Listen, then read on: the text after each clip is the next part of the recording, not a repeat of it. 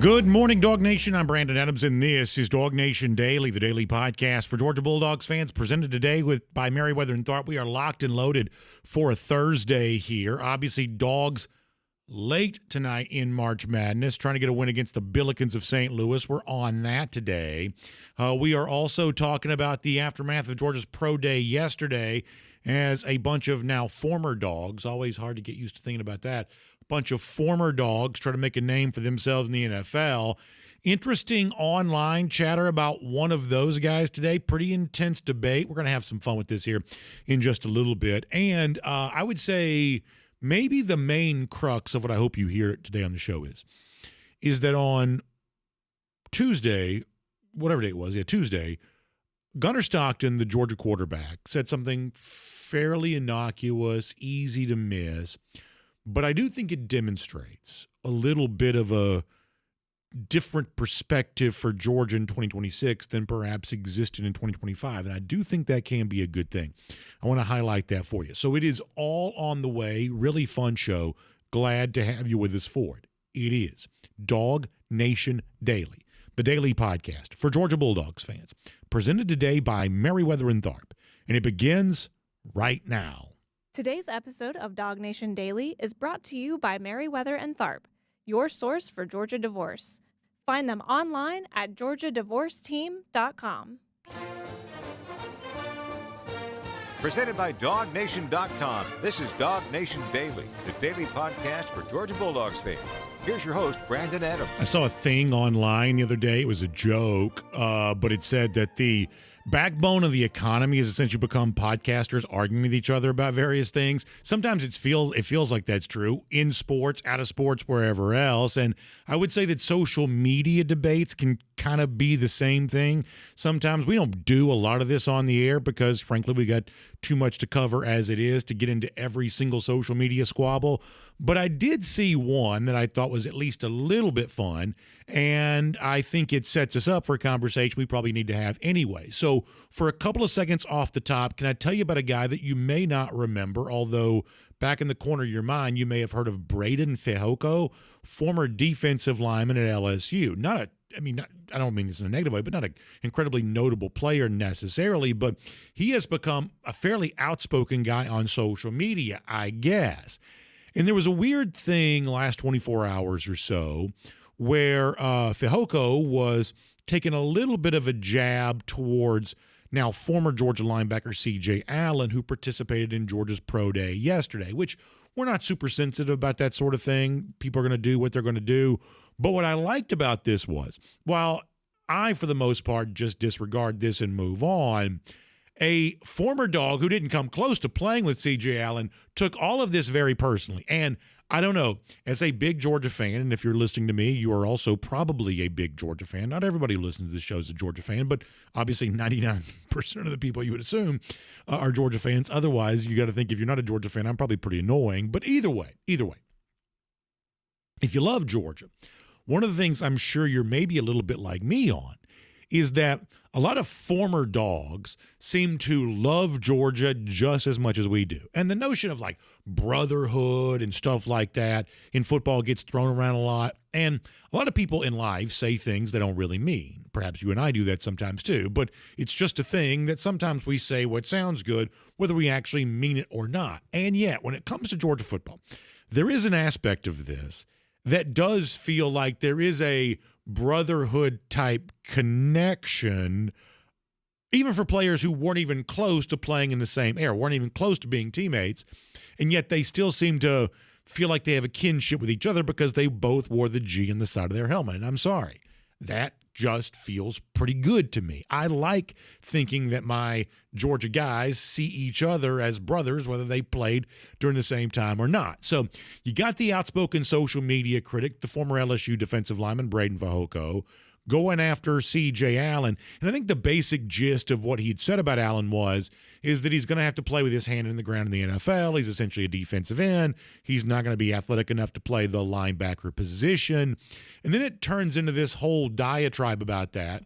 And a former Georgia player who you'll remember, and if you're like me, one of my favorite guys to come through here was the former Georgia cornerback Eric Stokes. Stokes was one of those guys that while at Georgia just greatly exceeded what was probably thought to be his potential before his Georgia career began. Became a very good player here. Still playing in the NFL right now. In fact, he just got paid in a massive way by the Las Vegas Raiders, so we're very happy about that. Truly, one of the best dudes to come through here was Eric Stokes. And so Eric Stokes sees Fehoko just shooting off his mouth on social media, and Stokes goes in with both barrels. Just, essentially goes after Fehoko about the criticism of C.J. Allen as maybe not being athletic enough to do what the linebacker position is going to require at the NFL. So let me show you this on the screen for a minute. It's a little bit of a back and forth. I'm going to start at the bottom and work my way up.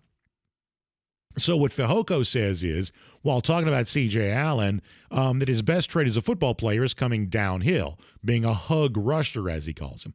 Along with every other Georgia linebacker that has made their way to the NFL, Georgia's defensive schematics don't set them up for success in the NFL. So Eric Stokes sees this and just starts laughing at it. He gives you a series of the laughing emojis, because now you got Fehoko not just offering a critique of C.J. Allen, but now saying the entirety of the Georgia defensive scheme somehow doesn't prepare these guys for the NFL. So Fehoko responds back to Eric Stokes saying, "Where did I lie?" And Eric Stokes just starts, the meme about, guys can just sit there and name names. Eric Stokes just starts naming a bunch of former Georgia guys. Roquan Smith, Nakobe Dean, Quay Walker, Tyson Campbell. He mentions a lot of others there too. He says, "Do I need to go on?" Now, what's funny about this is, and many of you know this, is that Eric Stokes mentions Nakobe and Quay, who on the same day that Stokes got re-upped by Las Vegas, the Raiders also signed Nakobe Dean and Quay Walker, too, to big contracts. And so what Eric Stokes is essentially saying to the critic here, Braden Fehoko, the outspoken guy on social media, is, how successful does Georgia need to be at producing linebackers before it can be considered successful? Because some of y'all know the NFL better than I do.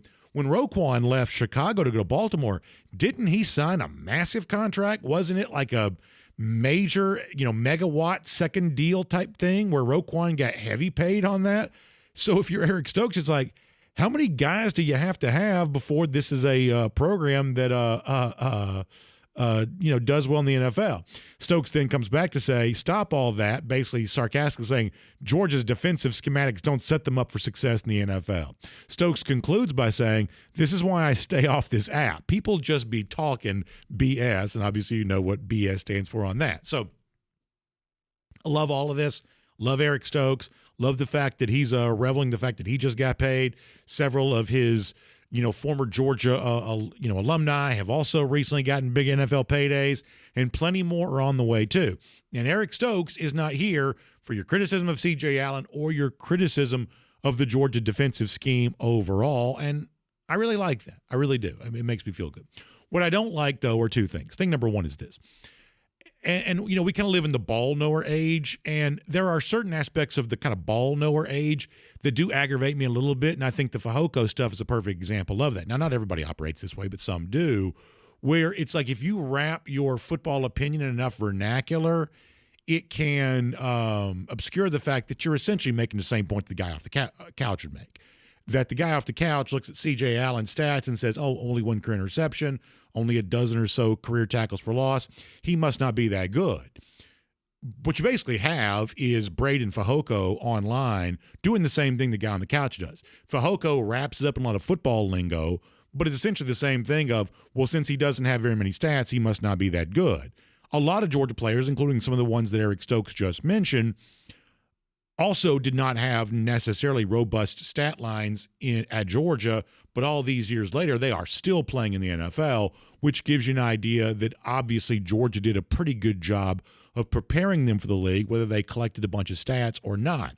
And I'm sure Fehoko, the fact that he played the game, thinks of himself as superior football knowledge, more of a, as they like to say, ball knower than the guy off the couch, but he's essentially making the same simp take point that the guy off the couch might make, just essentially looking at the back of the football card and saying, well, this probably tells me everything I need to know.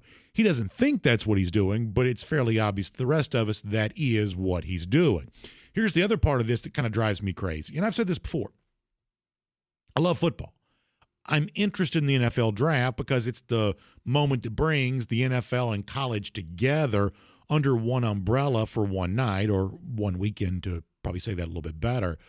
But the thing I don't like about the NFL draft, and I never have, is if you think of yourself as a draft analyst, more than just, some loudmouth on social media, but an actual draft analyst, some of y'all watch a lot more of this content than I do. Does it not seem like the way to sound smart in the NFL draft analyst world is to talk negatively about the players that could be drafted? Now, common sense would suggest that shouldn't be true. These are the very best football players in college on their way to the NFL. The NFL teams that select them are going to invest millions of dollars in them. If you just pulled a guy out from outer space and brought him down here to explain that to him, that thing from space, or just random person who doesn't follow football closely on our planet, would probably conclude, well, gosh, these must be really good football players if there's this much hullabaloo over them. And yet to listen to draft analysts on ESPN or guy writing for NFL.com or whatever else, by the time you get to the draft, a lot of these prospects have been, poked and prodded and questioned so much that the sheer tonnage of content in the month leading up to the draft is almost all negative. It's just the way to sound smart when you talk about draft prospects in football. And I've never liked that aspect of this.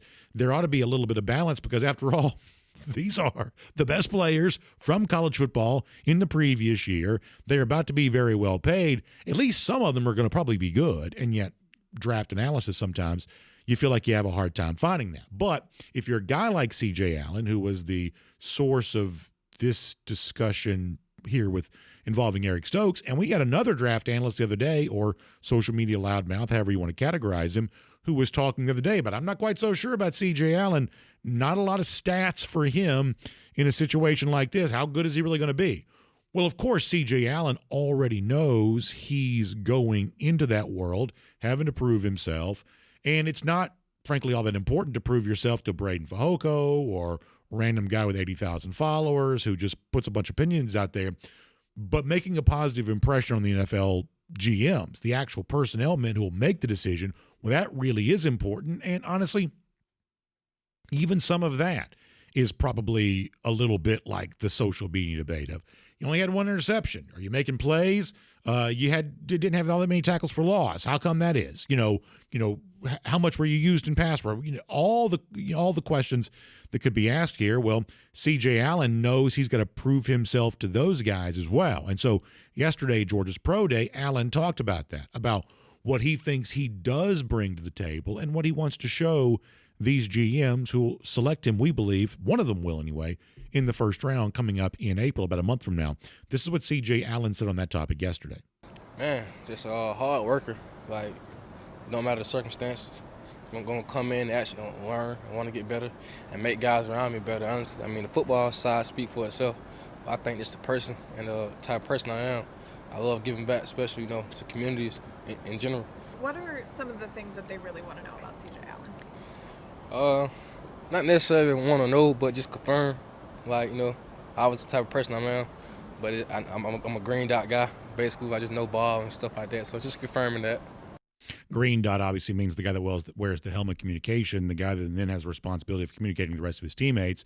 You want the guy, as he says, that knows ball in a situation like that. That is what C.J. Allen is, and I think he described himself really well. And obviously on this topic, I am biased. I not only like Georgia, but I like C.J. Allen in particular, so take with a grain of salt of what I'm about to say. But I think about, if I was an NFL GM, what would I do? I think, just knowing how self-serving I can be sometimes, I would approach the NFL draft in a very self-serving way. NFL stands for not for long. That's true for players, coaches, and GMs. If I'm a GM, I know I'm always maybe one bad draft away from getting fired. So the one thing, if I was a GM, the way that I would approach football is, I'm going to draft guys that are not going to get me fired. I'm going to draft guys that are very, very low bust potential. And I'll let the analysts talk about what kind of high ceiling Allen might have as a player, what his upside might be. I'll let people who know more than me give that description to you, and I'm glad to cede that ground to them. But when it comes to what his floor is, I feel pretty confident in saying a guy who played at Georgia the way that C.J. Allen did for the 3 years he's here, it's a pretty high floor. That's a guy that's not going to embarrass me. He's not going to make me look stupid. And honestly, if I draft a bunch of C.J. Allens at various positions year after year, That's also probably not going to get me fired. That's probably, if I was an NFL GM, the way I would approach all of this. It's fun to think about the really high ceiling, but if that guy also comes with a much lower floor potentially, much more bust potential, well, that's not a risk I necessarily want to take. This is my livelihood at stake here. If my job's on the line, give me a guy like C.J. Allen every day of the week. And one of the reasons I can feel confident telling you that is because this is the kind of thing that Kirby Smart has also said plenty too. Smart yesterday talking about C.J. Allen, both the challenge that he went through to have to be ready to play essentially right away for Georgia and how that showed up in maturity over the years. This was good stuff on that topic from Kirby Smart yesterday. Well, CJ had to grow up fast. CJ was one of those guys that got thrown out there. I can remember starting the home game against Ole Miss at night, and they were playing fast. He got confused a couple times. He had some nervous energy, but he played really well for us. He did everything we asked, and he's a great leader, and he's going to be a really good NFL player for somebody. Why do you think he'll be a good player for Because somebody? he's talented. He can run. He can lead. He's conscientious about his work. He's basically been a consummate pro the whole time he's been here. He takes notes. He listens. He's a pleaser. He wants to please his coaches, and that usually adapts well in the NFL. So we can sum this topic up by saying we trust Kirby Smart's evaluation of C.J. Allen far more than some knucklehead on the internet, and we're happy to have former Dogs like Eric Stokes stepping up the defense of Kirby Smart and his defensive scheme overall for all the pros it's produced and the next generation, including C.J. Allen. And yet, while I could just leave it right there and move on, let me say in conclusion, though, that I hope this is the last time we're having this conversation, because one of the things that we did hear from Kirby Smart this week is we want our defense to be more disruptive. Now, that can mean a lot of things, but one thing it almost certainly definitely means is we want more of the sacks and tackles for loss that everybody craves when you look at a draft prospect, whether you acknowledge that or not. That if you're just getting into the backfield and getting to quarterbacks and bringing down, ball carriers behind the line of scrimmage, if you're doing that sort of thing, then you probably are a good player. Stats do provide security for what kind of prospect you are, simple as. And when Kirby says we want the defense to be more disruptive, I take that to mean some of the stats that we all gravitate towards, maybe I gravitate towards it more than Kirby does, but we all gravitate in that direction. It sounds like Georgia wants to seek more of that. And so when we're sitting here next spring talking about the draft prospects for 2027, I hope that we're looking at better stat lines for those guys. Not because it makes them better players. It probably doesn't. Guys like Trayvon Walker and others became first-round picks, in Walker's case, #1 overall, without ever having really a lot in the way of stats. But I do believe the Georgia defense would be better if it was a little better in the disruptive stat categories, the sacks, the tackles for loss, what we think of as the havoc plays. And I do think it's a good thing that Georgia is pursuing that here for this upcoming season. I think it'll make Georgia better on the field, and I think the latent byproduct of that is the next generation of draft prospects may not face quite as many questions. Honestly, the NFL personnel men know the truth. They know that Georgia players are valuable commodities for their organization. That's why so many of them get drafted so high.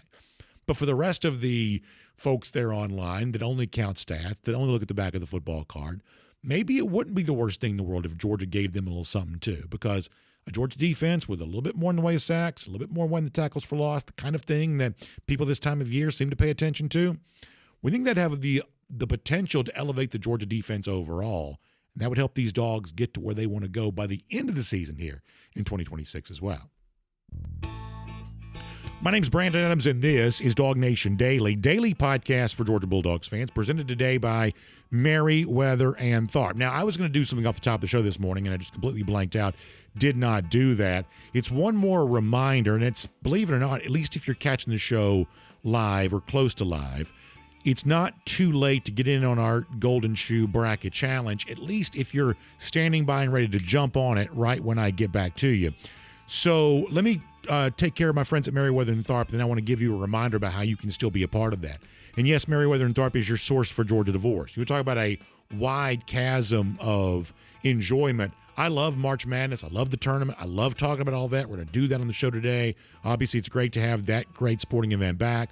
On the flip side of that, I hate divorce. I don't like divorce. It makes me sad to know that, and I've heard some of your stories, that you have been through a divorce, or somebody you know has, or you're fearful that might be the case. Just given the statistical significance of that in our lives, we all have some personal connection with it. If it's not us, and hopefully it's not you, it might be somebody you know, or it might have been your parents, or we all have, within arm's length distance, some connection to that story. And it is a very serious thing. We don't ever joke about that on here. We know that for those who go through it, it's an incredibly serious thing. So this is why I think that Meriwether and Tharp matters to you. If you find yourself in the midst of this, it's all about doing the next right thing, making the next right decision to set yourself up for happiness in the next season of your life. And this is why Meriwether and Tharp just wants to have an initial consultation with you. One of their attorneys sitting down, hearing your story. And sometimes it's just kind of nice to be able to tell your story to somebody. And you can do that, and then they'll talk about what's next. They're not going to push you towards something because they want to make sure this is right for you. And they want to make sure that you go into whatever you're going into with full knowledge of what the situation is all about. That's the level of generosity they approach this with. And I'll tell you this, because I've talked to Bob Tharp and his colleagues for such a long time.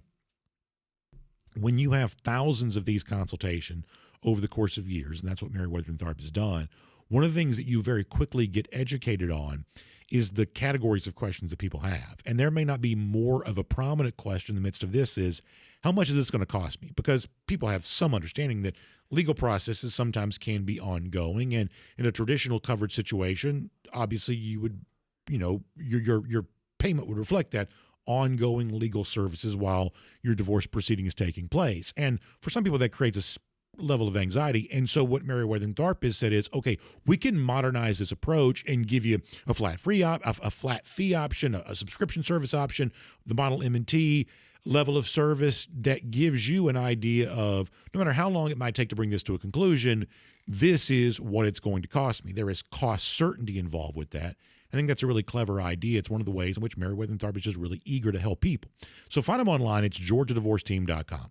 That's GeorgiaDivorceTeam.com. Meriwether and Tharp is your source for Georgia divorce. That means if you've got questions about the divorce process related to anything, they can provide you answers, true answers, real answers. They're going to give you the knowledge you need to make the next best decision for yourself and your finances, your relationship with your children, and all the things that could be impacted by this. GeorgiaDivorceTeam.com. Meriwether and Tharp is your source for Georgia divorce. Okay, so before we move on with the show, I meant to say this off the top. It is right now 10:23 a.m. If you are watching the show live. Games today for March Madness tip like right at noon. That means the big tech overlords will lock all the brackets at basically noon. You can't get in after that. It's not my rule. That's big tech's rule.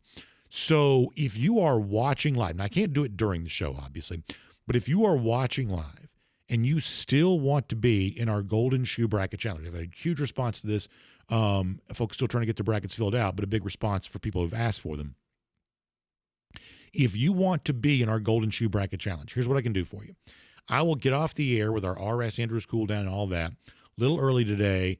I will get your email, send you the link back, and if you could be standing by right there before noon to bang out your picks, get that in, I can still get another wave of people into the Golden Shoe Bracket Challenge. But you got to be standing by for me. Right when I get off the air, I'll send you the thing. You get your picks in, and we can get a few more people in the Golden Shoe Bracket Challenge. So here's all we're asking for. Just give me your contact information. If you win, we want to reach out to you. Your name, your mailing address, email, of course, phone number. Send that to me, brandon.adams@DawgNation.com. That's my email, brandon.adams@DawgNation.com. Now, as I said before, this thing locks at noon, which is about an hour and a half from when I'm speaking to you right now. So if you normally, and I get the fact that about 99% of you do, listen later in the day, watch later tonight, then obviously at this point in time, the moment has passed. Hopefully you've already gotten a bracket in. But if you happen to be live or near live and you hear this and you can get it to me before noon, I'll try to shoot it right back to you and you get the picks in. And right there under the gun, we'll still get some folks in. The truth is I got to make my own picks as well on this. So get it to me, name, address, email, phone number, to my email, brandon.adams@DawgNation.com. We'll try to squeeze in a few more people if you are standing by and ready to pull the trigger on your own picks. We'll see if we can do that here before noon today. Any questions about that? Hopefully not. All right, so we got Terrence Edwards coming up in just a little bit. That's always a lot of fun. Prior to that, though, let's get ready to go around the Doghouse, and it's presented today by our friends at Daytona Beach. Love having them as a part of the program. And this, to me, is really interesting. The truth is, of all the things on the show today, this is probably the most interesting thing. There was a very small thing that Gunner Stockton said when he met with the media on Tuesday that I don't want to make too much of, because honestly, you obscure your own point when you inflate what you're trying to say. I don't want to make more of this than needs to be made.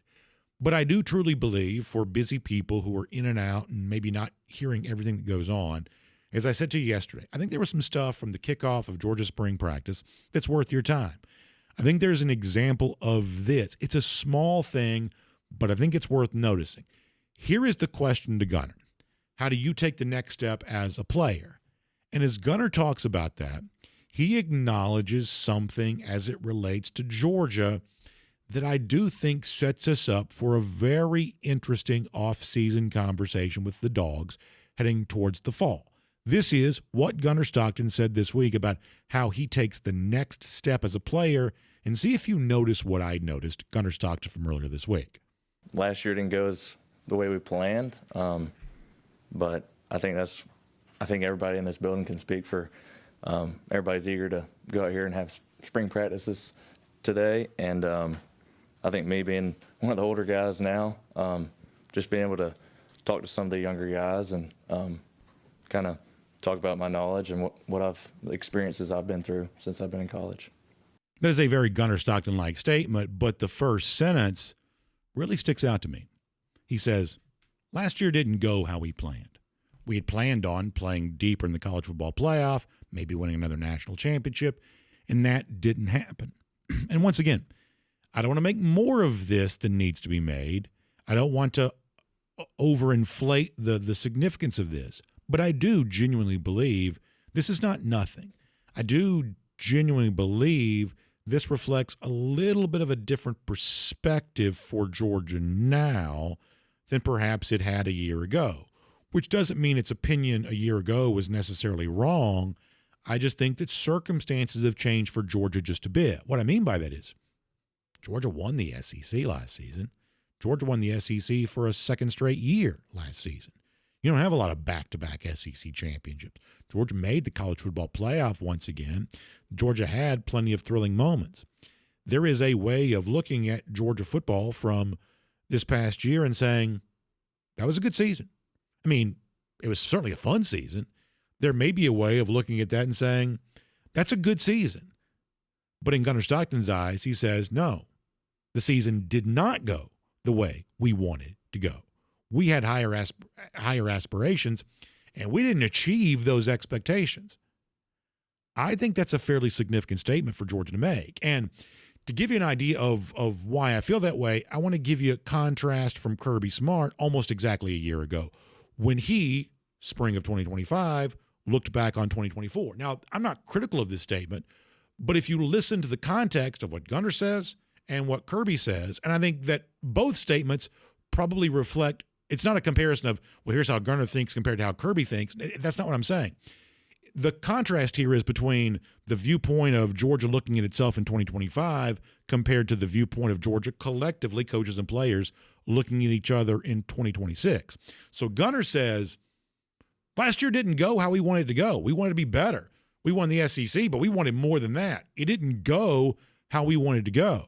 That's a little bit of a different vibe than Georgia to begin spring in 2025. Here's a very short clip from Kirby just to give you an idea of why I see the contrast here. Here's Kirby from last year.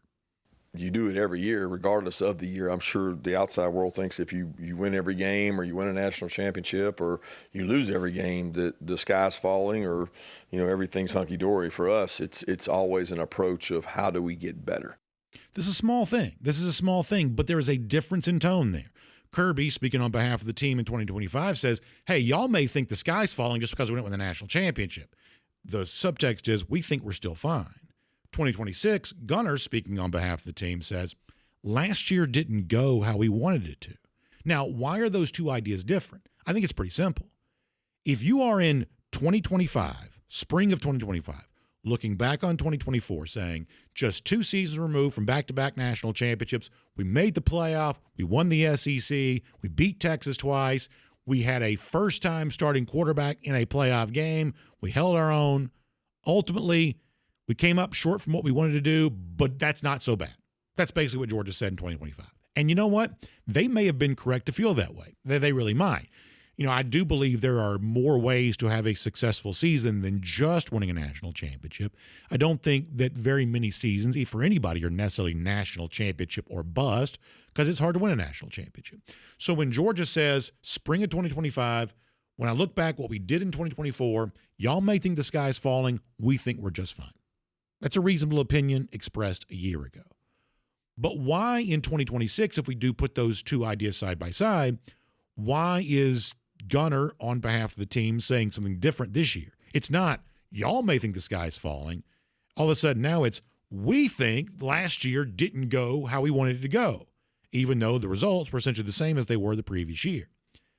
I think the simple explanation, while I can't get inside someone's head, the reason why I think the difference is it's just another year of the same thing. And I talked about this with Mike Griffith yesterday. To me, and it's very subtle, it's not overt necessarily, but I detect a little bit more of a sense of urgency in the way that Kirby Smart and the Georgia players who were tabbed to speak. I detected a little bit more of a sense of urgency from Georgia this week to kick off spring practice than I probably detected a year ago. And that doesn't make the 2025 version of Georgia bad. It really doesn't. But I do think this version of Georgia right now is more interesting. I really do. I think the sense of urgency of, okay, we're tired of, quote unquote, just winning the SEC. We're tired of just making the playoff. We want to get back to the business of advancing deep into the playoff again. I think the version you've gotten of Georgia this week is really interesting. And as I told you yesterday, the pathway that Kirby is trying to put Georgia on to fulfill these expectations, I think is also incredibly compelling too. When he was asked about the aforementioned Gunner Stockton earlier this week, we played this clip for you yesterday. He said, and you know it because we've talked about it, he said, we want to be more explosive on offense. The plan for Georgia to go deeper into the playoff, the plan for Georgia to be better this year than it was a year ago, to have more substantial end-of-season accomplishments. Kirby says a big facet of that plan is just being more explosive in offense. Here's a reminder. We played the clip yesterday. Hear it one more time. Well, we got to be more explosive offensively, and that does not fall solely on Gunner, but that does fall partially with him. We have to be able to be more explosive in the run game, which some of that is blocking downfield or making people miss. And same thing in the pass game. We ran the ball better last year. So if we run the ball better, our play actions should be more explosive and more effective than they were. So that comes from decision making for him. That comes from protection from the front and making plays vertical down the field for the other guys. But his steps are to grow, to get better. All the studies we did, a lot of our explosives came on unscheduled downs, unscheduled plays that maybe broke down or something happened, and he was able to scramble and make a play down the field. We've got to simulate those more for him and allow him to grow, to make those plays. But I think the number one step for him is take what the defense gives you, use the skill set of the players around you, and be more explosive. So that's Kirby repeatedly saying being more explosive when talking about Gunner Stockton. And when Stockton had his turn with the media, he also acknowledges that a more explosive, we would say synonym for that, exciting, a more exciting version of the Georgia offense game to game. That's something that Gunner also sees the value in too. As an offense, you want to be explosive, and the more explosive you have a better chance to win. But definitely being explosive starts with the quarterback, and it takes everybody. But we're just giving the receiver a chance to make a play and do what they do all the time. I got some comments yesterday from people who said, well, BA, it's one thing to say it, it's another thing to do it. There is some skepticism, as you know, from some fans about Georgia's ability to be as explosive offensively as they need to be. And so fans were saying to me, it's one thing to say it, it's another thing to do it. Okay, I get where you're coming from on that, but don't discount the value of saying it out loud as a stated goal. There's a reason sometimes coaches talk in circles about this sort of thing or get very non-specific about this sort of thing. If you say, as coaches like to say, we want to go 1-0 each week, or we want to get 1% better every day, that's the kind of coach speak that probably has some truth to it, but it's also the kind of thing that's very hard to pin someone down on. It's very hard to measure someone on, hold them accountable for. But what Kirby Smart said Tuesday, what Gunner Stockton said Tuesday, is very easy to hold Georgia accountable for. Gunner says, last year didn't go how we wanted to go, meaning we want to be better this year. We want more than just an SEC championship. We want more than just a playoff appearance. So we get to judge and evaluate, well, did they achieve that or not? Kirby says we have to be more explosive on offense. So if that doesn't happen, and I believe it probably will, but if it doesn't happen, we get to then say, you said you wanted to do this and you didn't, so what happens now? That Georgia is actually, through its very eager speech here, inviting a level of accountability for how it achieves what it says it wants to do. And I think that's really, really interesting. This has been, I think, a pretty powerful week for Georgia football. Getting the 2026 spring practice started off on a very strong note with what seems to be pretty clear and very ambitious objectives for the upcoming season. And that is Around the Doghouse, presented today by our friends at Daytona Beach. Obviously, I love going to the beach. I love Daytona Beach, and I would invite you at some point this spring to make your way down to Daytona Beach too. Now, here's the thing. A lot of you are busy. I think we all probably feel like we're too busy sometimes. And so what that means is that spring break's going to be here, and you realize, you know what, I haven't made any plans for my family yet. And I'm sure your wife is like, or maybe it's the other way around, husband looking to wife to say, are we going to go somewhere or not? We're going to do something or not? Well, if you've got the pressure on to make something happen for your family for spring break, let me invite you to keep Daytona Beach in mind for that. 23 miles of shoreline. That means lots of options when it comes to hotels and resorts, and that means better deals, you might realize, too. Also, plenty of fun things to do outside. It's the surfing capital of the Atlantic. You got great golf. You got fishing opportunities galore, and, of course, restaurants and all kinds of things like that. You know it for motorsports, but there are plenty of other great reasons to be at Daytona Beach all the time. My family grew up going there, some of the best memories I have. So make your own memories there today. DaytonaBeach.com/hotel deals. That is DaytonaBeach.com/hotel deals. Glad to have Daytona Beach as a part of Around the Doghouse. Okay, so before we're done, obviously it's a big night tonight for Georgia basketball against St. Louis NCAA tournament. We got a lot for you on that. We'll get to it. But for now, for everything relating to Georgia football, let's talk to Terrence Edwards here today on DawgNation Daily, presented by Merriweather and Tharp.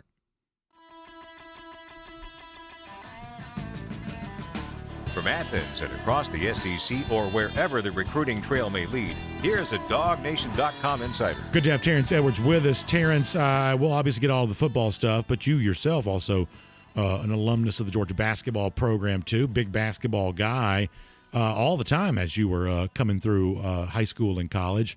I'm sure you'll be watching closely tonight, although you got to work on Friday morning. How much of a game can you stay up for that may start at 10 p.m. tonight? How into Georgia basketball against St. Louis are you going to be tonight? Oh, I would definitely be watching. I enjoy watching the Bulldogs play. A lot of people don't know, I'm glad you brought it up, that I did play basketball at the University of Georgia. So I still have a vested interest in how successful our basketball program is. I see Georgia Tech just released 2 studs from their recruiting class, and I just tagged Georgia basketball in it. So I'm always even recruiting for the basketball team as well. I love to hear that. So you, Fred Gibson, Larry Brown, some of y'all right around the same era would have played both football and basketball. Seems hard to imagine you could talk, certainly Kirby Smart into doing that. How easy was it for you and Fred and Larry, some of these guys that did that, played both sports? How easy was it to get the green light to do that? Well, throughout my recruiting, I told every football coach that I wanted to play basketball. So to get my services on the football field, you had to allow or to agree that basketball is a part of what comes with me. And every school that I was in my top three was Georgia, Alabama, Auburn. All agreed that basketball was something that I wanted to do. So Georgia was an easy sale for the basketball team. Do you think that, I mean, to me, and obviously it's all complicated to me, but it seems like the sport has gotten so complicated. Football with what you're asked to know, and obviously it's really become a 12-month deal. Do you think someone still could play two sports at the college level now, or is it now just so complicated where that's hard to do? Yes, Fran Brown has a receiver at Okay. Syracuse, Calvin Wilson, I think his name is, from Miami, that actually played some minutes on the Syracuse basketball team this year. He was an early enrollee.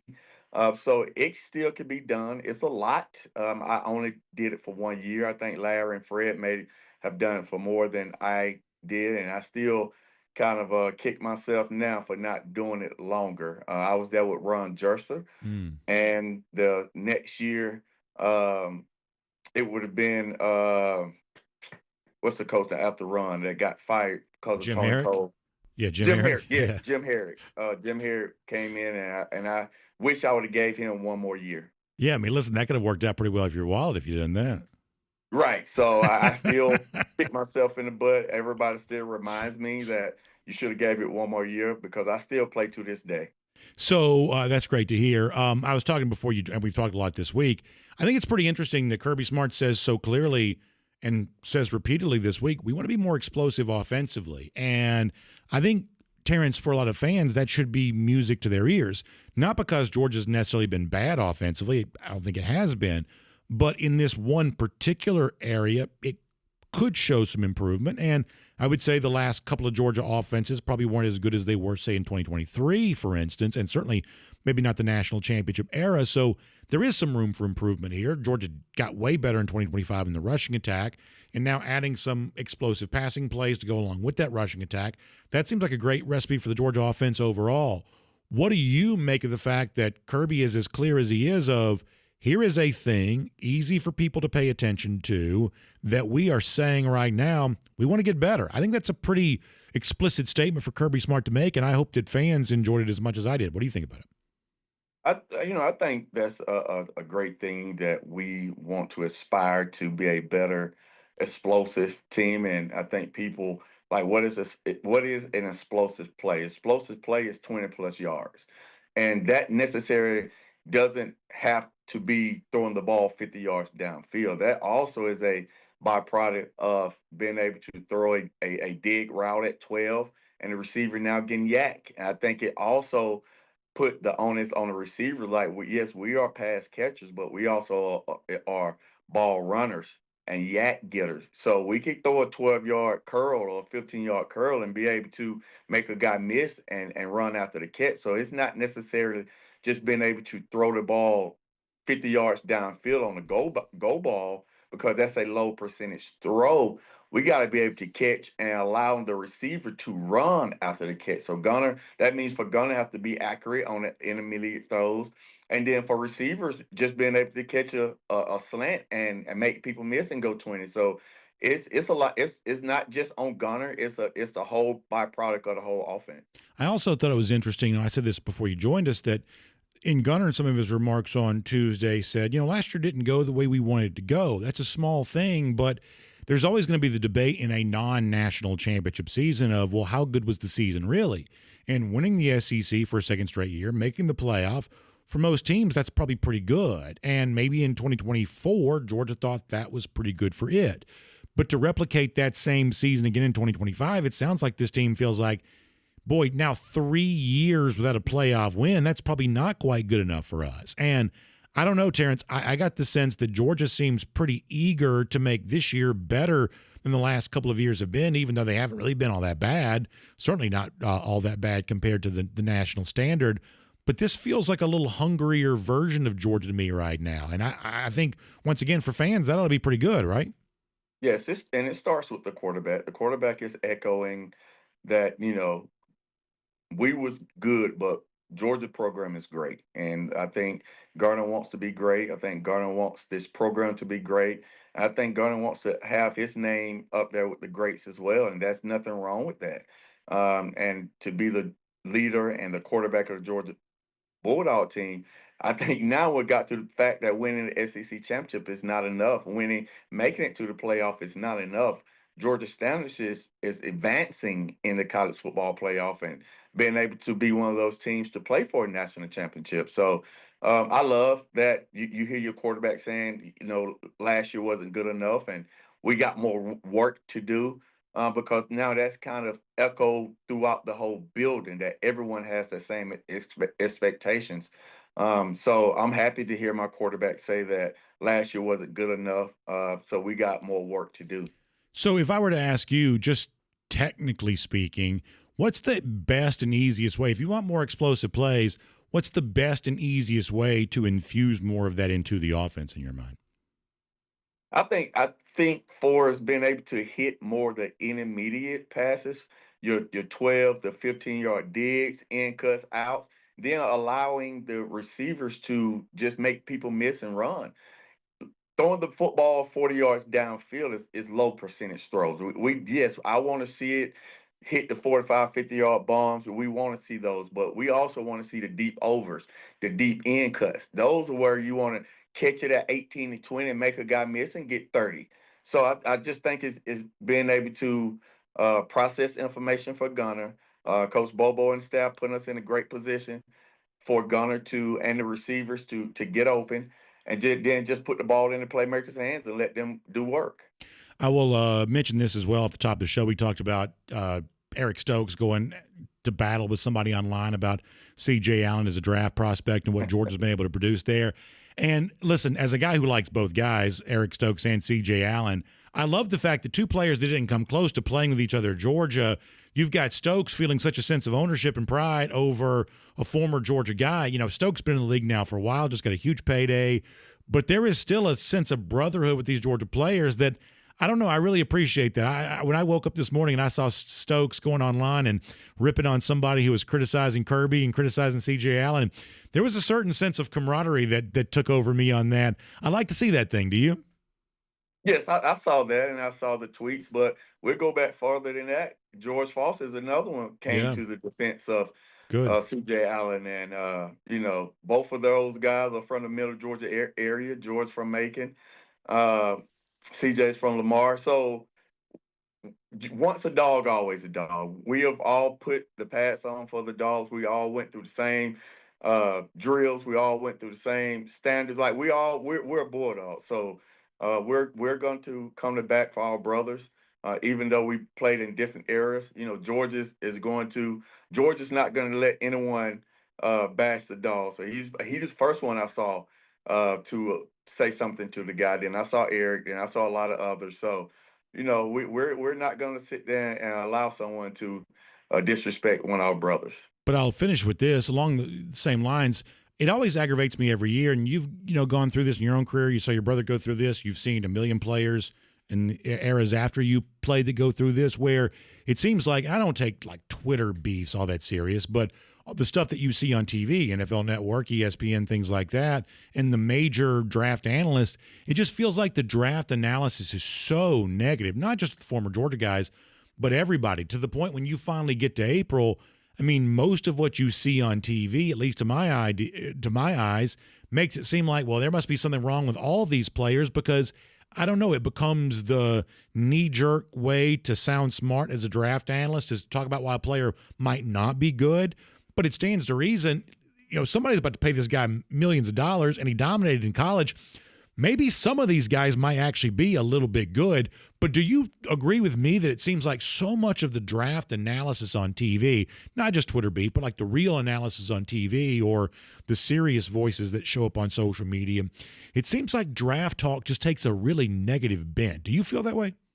I do. I think everyone believes that they are the guru. I think everyone believes that their word is gospel, and what I say about this player is 100% truth.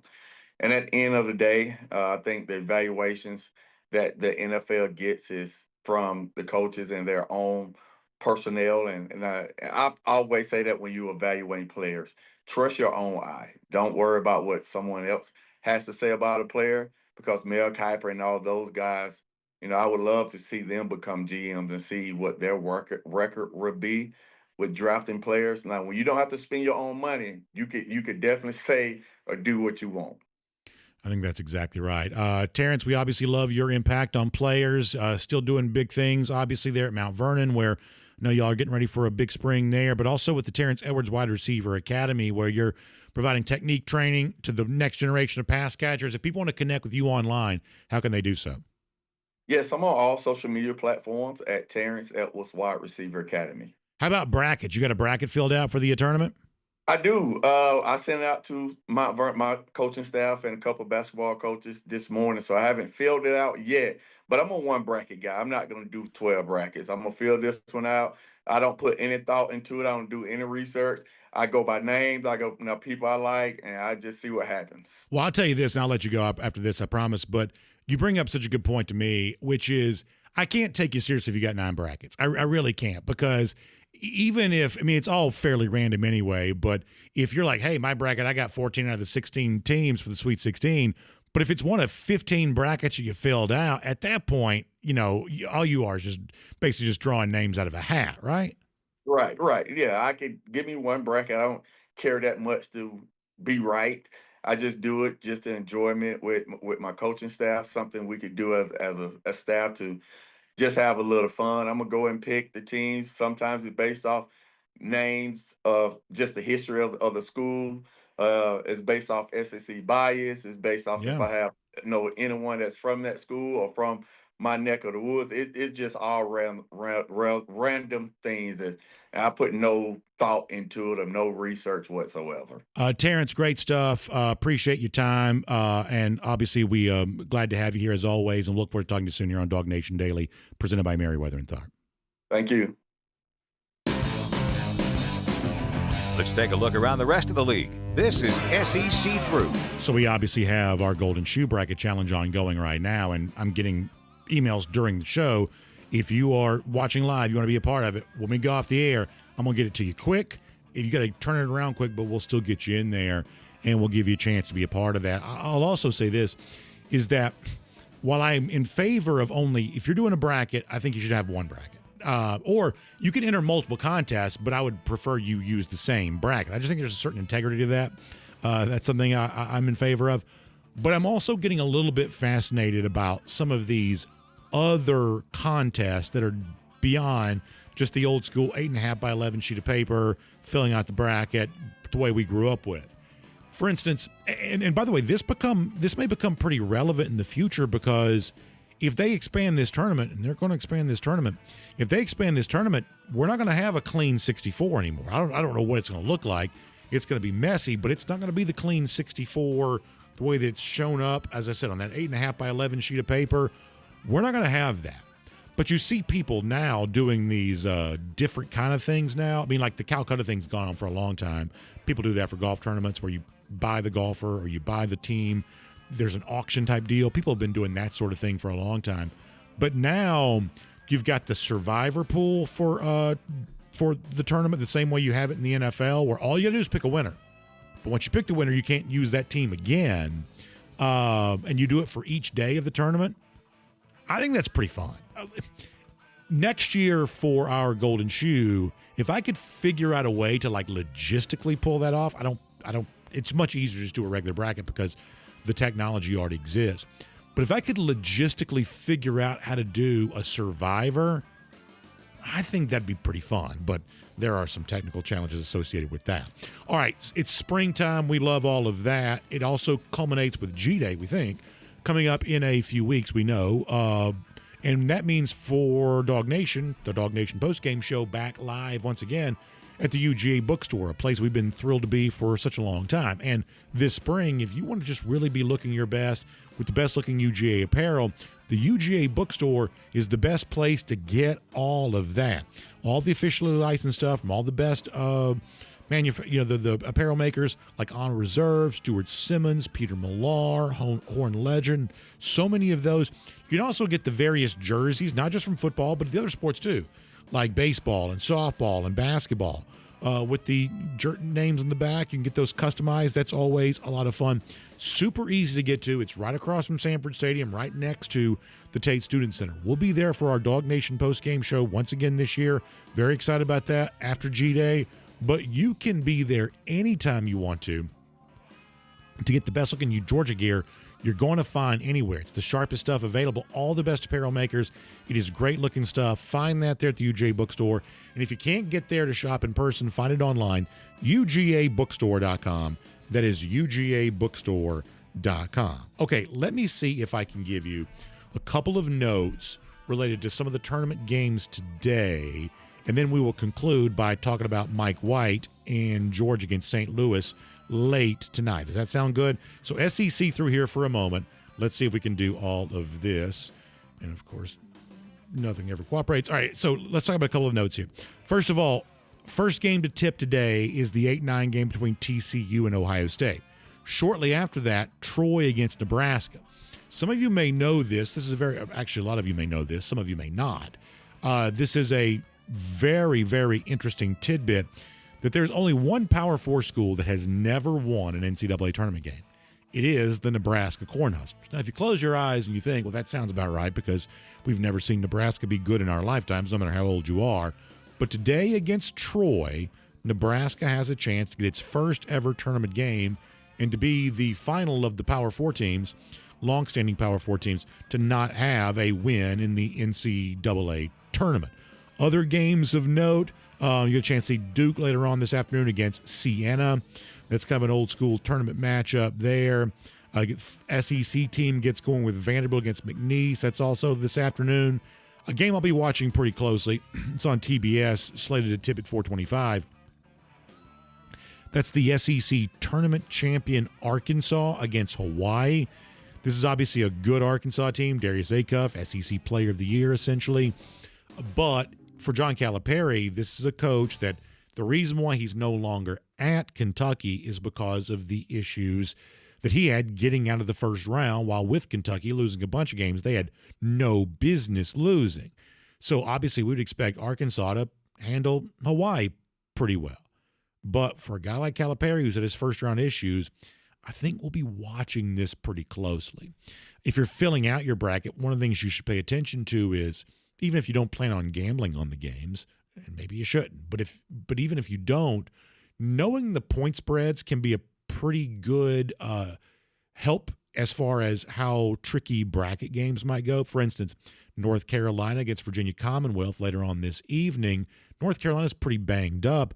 They're only a couple of point favorite over VCU in this case. VCU, of course, years ago had a long tournament run with Shaka Smart as coach. A little bit of a different era for them now. But is it Rod Strickland that's the coach of VCU now?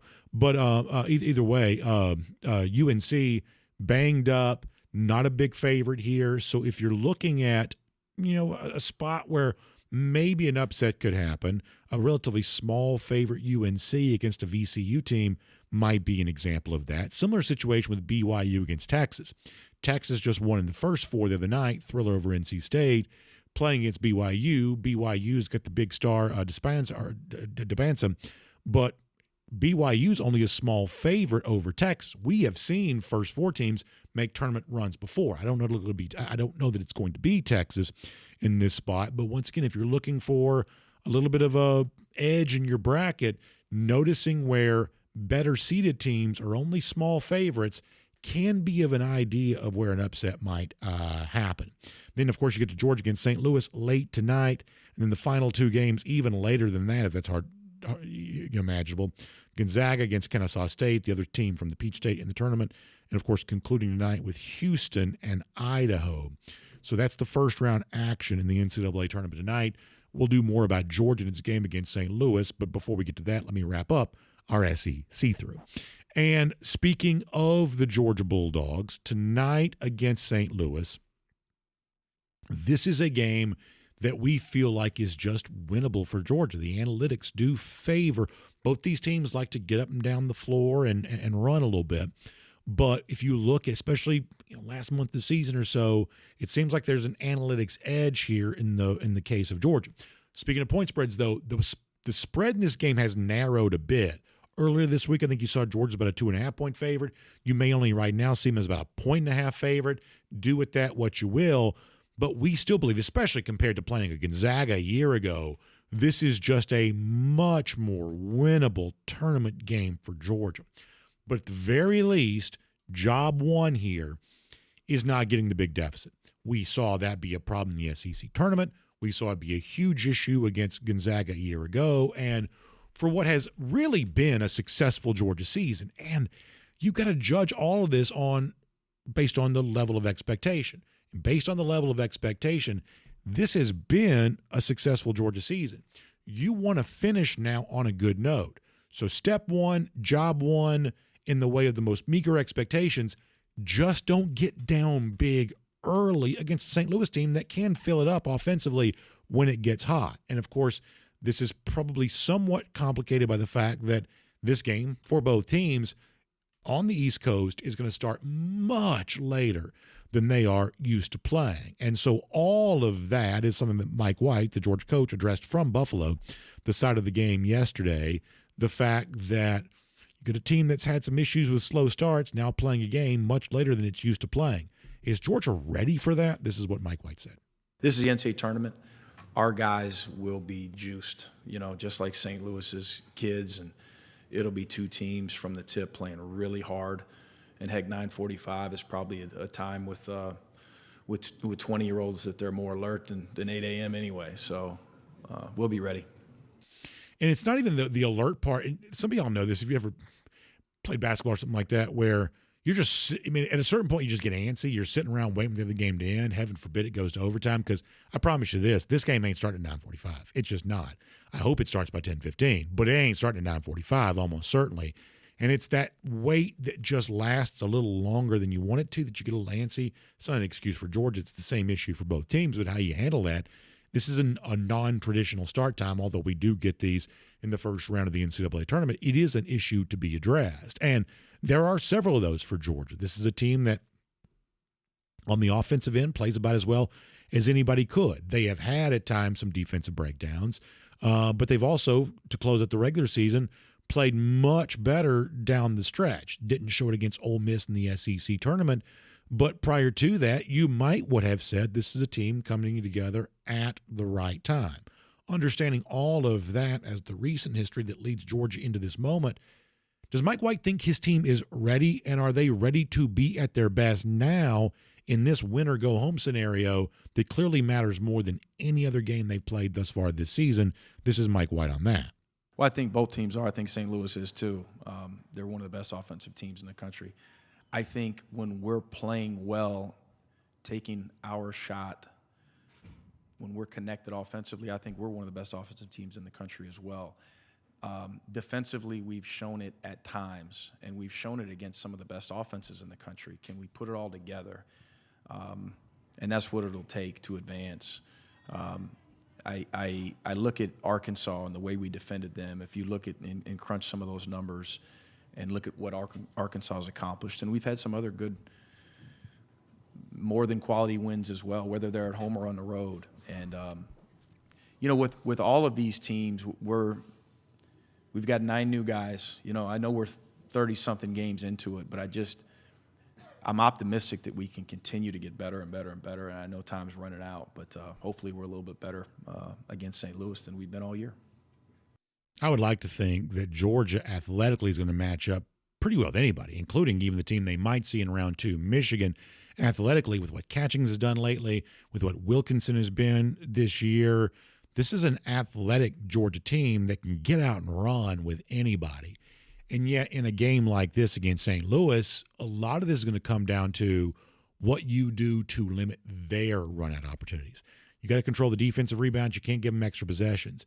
When you're trying to get in transition and something happens and all of a sudden it turns into a turnover, you can't give them run-outs the other way. That in a game where both teams want to score points, both teams want to get into a little bit of a quicker pace, I think the front court that plays better probably wins this, and that's why I think he's not Georgia's best player, but I continue to believe that Santos Surreal is the most important player for Georgia in this game tonight. And we obviously know this. The fraction of Georgia fans that are interested in basketball is far smaller. It's a true fraction compared to what exists for football.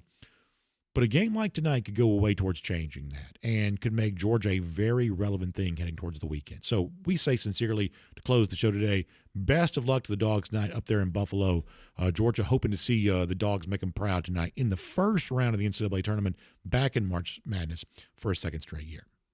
Let me also remind you of this before we give you a golden shoe. We are expecting to see some of Georgia practice today on the football side of things. So stay close to DawgNation. We'll have DawgNation coverage from both Buffalo for the basketball game and Kaylee and Cody in Athens for what we think is going to be some pretty good coverage of Georgia spring practice too. So it's a busy time for Georgia fans, busy time for the Dogs across all sports. We're covering it closely for you here on DawgNation. And blast for the past for our golden shoe today. Michael Spivey writes in to say, BA, all this NCAA tournament talk has me skipping down memory lane. I went to Dawson County High School. I had a math teacher who created an elaborate ruse of assigning some detention time in his classroom so we could watch the tournament together. Good times. And I went and found a picture of the old school TV on the cart. I'm telling you right now, I have got so many memories of this. This is almost like the version like my dad would have told of like listening to World Series games with the transistor radio back when he was in school. Our version of that back in the 90s, watching these tournament games on the old school TV cart, 4x3 aspect ratio, a TV that weighed as much as a Volkswagen, but we watched tournament games on that deal. And just like Michael said, in my own high school, some of the best stuff, some of the best memories, and it's one of the reasons why I will love this tournament, whether Georgia's in it or not. I'm glad they are. I'll love this tournament forever. Great stuff there from Michael on that. We'll give him a golden shoe and golden shoes to everybody who's got the same memories we have on that. Lousy, stinking Gators. Anybody but Florida, please win this tournament here this month. Either way, though, it's been 1,958 days since Florida's beaten Georgia in football. That is what we like to call our Gator Hater Updater. Y'all have a great day. We're back tomorrow. DawgNation Daily, presented by Merriweather and Tharp. We will look forward to talking to you then. And on video, time now for the R.S. Andrews Cooldown. R.S. Andrews, when you turn to for your air conditioning, heating, plumbing, electric needs. They show up on time. They do the work that's promised for the price that's promised. You can trust them on that today. So I got emails that are coming in for our bracket challenge. I want to make sure I get those out to people. So I'm going to beg your pardon with a little bit of a quicker cool down today so I can take care of some folks who want to get in on the last minute for that the way we promised them they could. So let's talk fast here. Let's get your thoughts about anything you want to related to Georgia football or virtually any topic. We'll address that with you here right now, and then we'll get everybody going with day one of March Madness. Excited about that.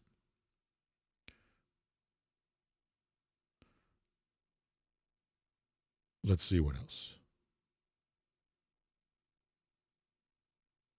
G. Grace mentioning the basketball issue with the weed thing. So let me tell you, and this is what I'm about to say is stupid. So just buckle up. But let me tell you what I thought about this. So the guy got caught with 2 pounds of marijuana, just below the threshold for what would have been a serious felony, right? Like I don't know anything about weed or drugs and like that, but it seems like a lot. But putting that aside, it seems like the police would have had to have been tipped off about this to know to make the arrest, right? I mean, unless I've got the facts wrong, like they went to the house looking for the thing, which means they were tipped off by somebody. And listen, putting aside the legality, I'm not interested in that particular part of the conversation right now. But somebody tipped off the police, but at least you would be led to believe, I think, right? The presence of this contraband. Police go and do their job. But I do wonder, the guy that tipped this off, what else did he do with that information?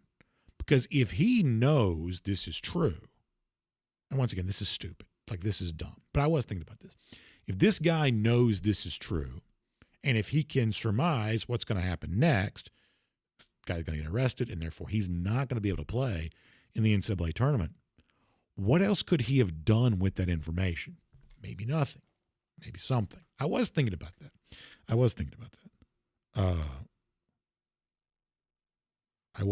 like, Like that's, and I'm not making light of legal issues or drug. I'm not making light of whatever the thing was. We are talking about something completely different right now.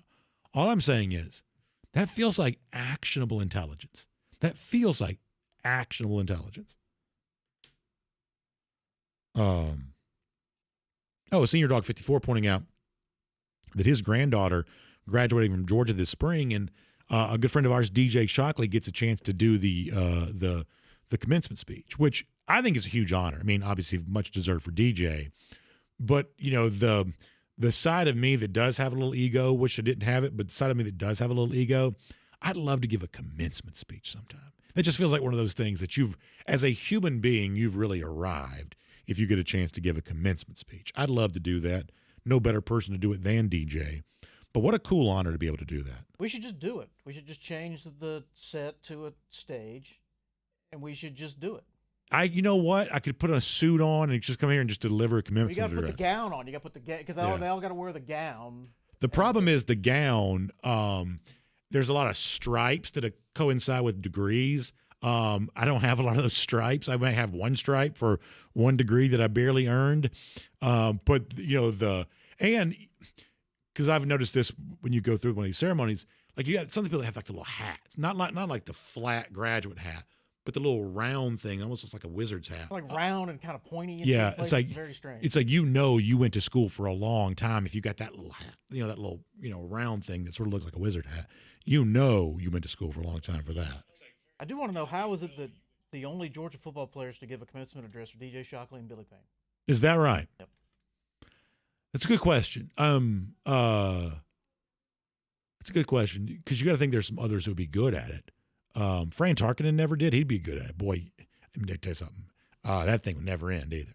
And it'd be wisdom imparted from word one to the end. It'd be most valuable wisdom you'll ever get. Actionable intelligence. He'd give it to you, but he'd still be giving it to you 3 days later. That is something else. That's pretty interesting. I could see a Ben Watson doing that. There have been some good ones. Jan Armistead said, did the informant get paid for that info? And I want to make this very clear. I don't know nothing. I'm not accusing anybody of nothing.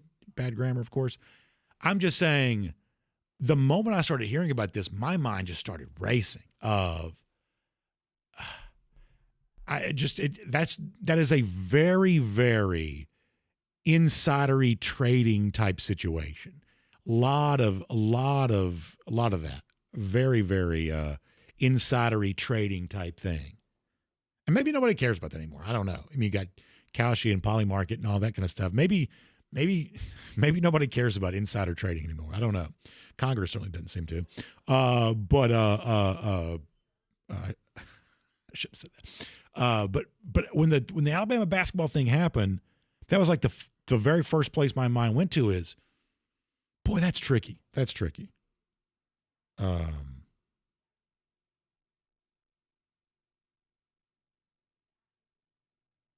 Philip Wells says that oftentimes if you are an informant in a situation like that, you might get lesser charges dropped based on something you're dealing with. And I would think that's probably true. I've watched enough episodes of Law and Order to know how things go. And oftentimes, maybe they didn't think to do this. But boy, it's not like Alabama's even picked to win. So maybe there's not a huge value as the investment. Maybe there's not a huge alpha to be gained there. But boy, it's interesting, right? It's interesting.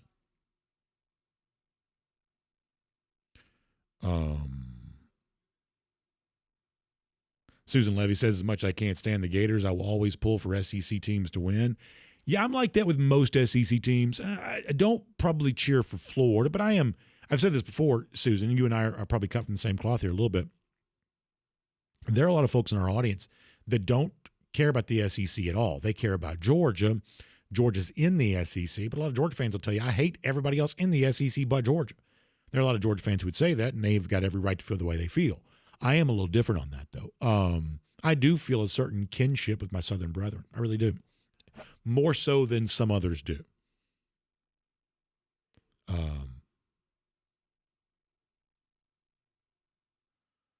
Let's see what else. Somebody on Facebook caught the thing that I wish I hadn't said. Foster Moss says, can I get some Georgia tickets after we win the bracket challenge? I don't have tickets to give, but I really do want to try to give something. But it won't be as valuable as that. Jack Fullerton says, can anybody sit through a Cam Newton podcast? If so, you're better than I am. Yeah, I mean, I feel like that and I say this as somebody who also bloviates for hours a day too. Boy, it seems like there's a lot of sports podcasts right now, doesn't there? There's just a lot of them. And I think I said this off the top of the show that most of this is just podcasts arguing with other podcasters. Now, we don't ever really do any of the argument stuff. There are plenty of people we don't like and certainly plenty of takes that we think are decrepit. But for the most part, we don't really do online beefs. I don't have the energy for that. I don't. When the show ends, I got 8,000 things to do. I don't have time to go back and forth. Here's a zinger and here's a jab. I just don't have time for that. So we are mostly not participants in the online battle. My guess is the corporation probably would rather me not do that anyway. I get the sense that they're probably that my corporate overlord's probably not quite as into Twitter beefs as, like, say, Barstool might be or something like that. But either way, even if I did have a green light for Twitter beefs, I just probably don't have an energy. I don't have enough energy for that. I just don't have the energy. But to go back to the original point, most of the former athlete podcast is mostly just saying crazy stuff and trying to get another podcast to talk about the crazy thing you said. This is why, and you'll notice, we didn't do Todd Gurley saying he would have transferred 3 times. We never did that as a topic because I just don't take seriously what gets said on most podcasts. And I'm not even mad at Todd or the podcast that he said on, whatever it happened to be. It's just that there is this expectation that if I'm a former athlete and I go on another former athlete's podcast, I'm going to say the craziest thing I can think of because that has really worked. I mean, it's made some former athletes very rich and famous, more so than they already were. That's just kind of the way that goes. And I'm still getting emails about the bracket. We are going to talk for a couple more minutes, and I'm going to send them all out quick as I can right after that.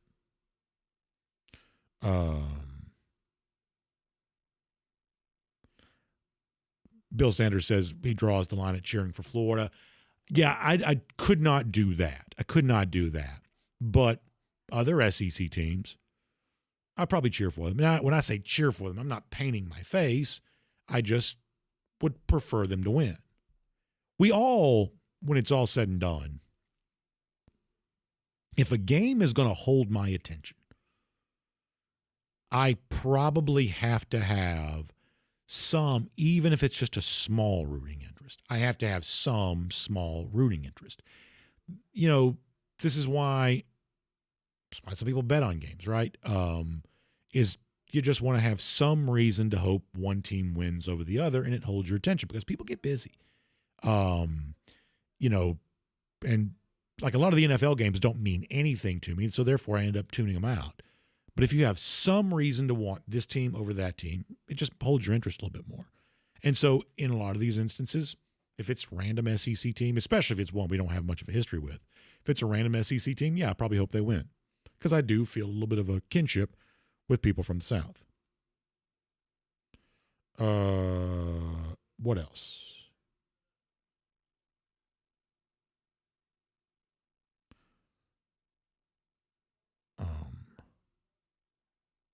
G. Gray says that Florida has the talent to go back-to-back. It does seem that way. I mean, I hate it. And talking to a Florida guy the other day, it seems like to me they are a little bit, and some of y'all know this stuff better than I do, but it seems like Florida a bit is kind of the Kurt Signetti of basketball a little bit. That, last year I think they won the national championship without a top 100 recruit, former top 100 recruit.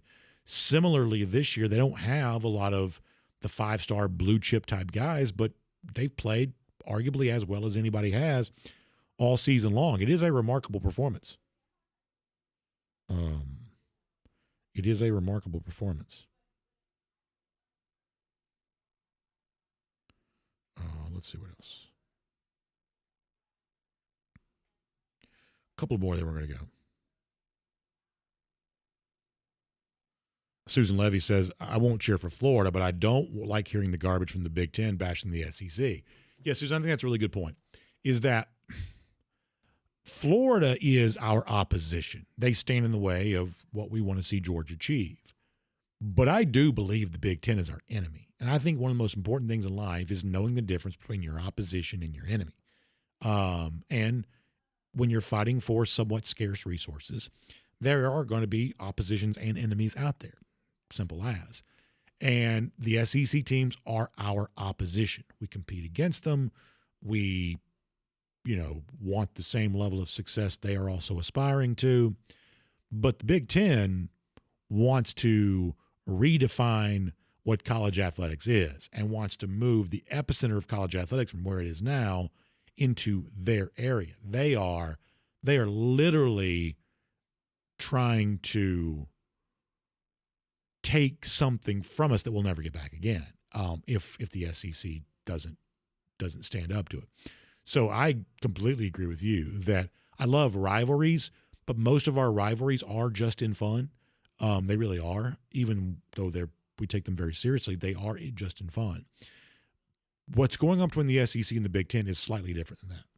It's still not life or death, but it is more significant than just, hey, we're two teams competing for the same prize. This is actually two larger entities fighting for and on behalf of very different ways of life. I do believe that's true. Bill Sanders says that Florida is just another place the Kirby's turned into a basketball school, and Bill's 100% right about that. All right, final comments, and then we are going to go. I'll tell you this, I may have to start doing YouTube off my phone. I can't get the sidebar to show up anymore. That allows me to scroll up. Dean Alley on the subject of the Masters dinner. So I do like this every year. I like seeing what the guys do. My son and I were talking about this last night. I didn't love Rory's choices necessarily. The elk sliders sound pretty good as kind of a first course. The option of either the steak or the fish for the main sounds pretty good. Obviously, lots of major wine choices. I saw some people that had gone and done the research about how much all that wine costs. Augusta National's noted for having one of the great wine cellars anywhere, and you would imagine they probably would. Overall, it was not the best Champions dinner I've seen menu-wise, but still kind of cool. I'm glad the Masters shares that. That is a cool thing. I mean, listen, from a marketing standpoint, Augusta National just gets it 1,000,000% right. Never a misstep. And this is an example of that. The secret of the Masters is this. The Masters presents as this very elite, exclusive club. But, and people should study this from a marketing standpoint, it's this elite, exclusive club beyond our wildest dreams that also allows us to have a feeling of access. We don't get to go to the Champions Dinner, but we know it's being served. We have unprecedented online access. Their website works. They're streaming better than anything else in sports. And because the membership is so elite, it almost feels like, well, even the richest guy that I know can't be an Augusta National member, so therefore we're all in the same boat.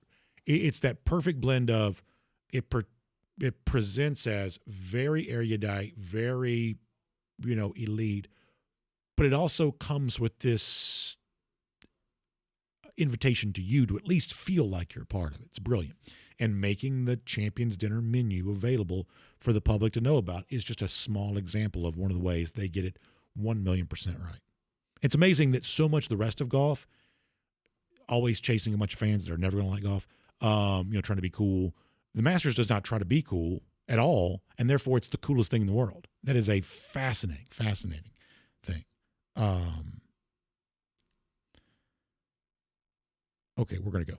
All right, so as soon as I get off the air, I'm going to start sending out the link. So you still got 30 minutes at least to get your picks in. We'll do it quick, and then we'll come back. Now, I'm going to tell you right now, assuming I make it through the game tonight, and I believe that I will, y'all, I'm going to be in bleary-eyed tomorrow. I don't stay up till 1 o'clock very frequently on a school night.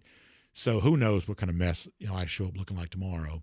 Maybe unshaven. I don't know. We'll see. But we'll have hopefully a March Madness win to discuss and plenty more as it relates to Georgia football. That's tomorrow on DawgNation Daily, presented by Merriweather and Tharp. For now, though, y'all check out R.S. Andrews online. I talked about bracket contests. I bet you Dari Payro from R.S. Andrews is in 50 bracket contests. I bet he is. And I bet he's got all kinds of strategies and all kinds of things like that. That's just some of the fun stuff he likes to do. So y'all find R.S. Andrews online, rsandrews.com. The cold weather, I think, may be leaving. The hot weather coming in. That means you got to make sure your air conditioning is ready to go. It's basically spring, right? I mean, like official first day of spring is somewhere around this time. So get your AC ready online, rsandrews.com. Have a great day. Back tomorrow. We'll look forward to talking to them.